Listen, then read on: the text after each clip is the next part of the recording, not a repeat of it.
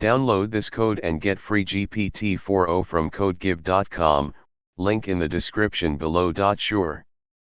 Let's explore how to work with the SMB, server message block, protocol in Java. SMB is a network file sharing protocol that allows applications to read and write to files and request services from server programs in a computer network. Overview of Java SMB. To interact with SMB in Java, a popular library you can use is jcifs, Java CIFS client library. jcifs allows Java applications to communicate with SMB/CIFS servers such as Windows file shares. Setting up jcifs. 1. Add jcifs dependency.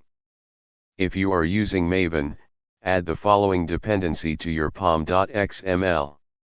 If you're not using Maven, you can download the jcifs jar file from the jcifs GitHub repository, https://github.com/agno3/jcifs, and add it to your project manually. 2. Basic configuration. jcifs requires some configuration parameters. You can set them programmatically or through system properties. Example code. Here's an example that demonstrates how to connect to an SMB server, list files in a directory, and read a file from the SMB share. Explanation of the code. 1. Authentication. The NTLM password authentication class is used for NTLM authentication, which is common for SMB shares. 2. Listing files. The SMB file class represents a file or directory on an SMB server. The list files method lists all files and directories in the specified SMB directory. 3. Reading a file. The SMB file input stream class is used to read the contents of a file from the SMB share. In this example, the contents of example.txt are read and printed to the console. Important notes.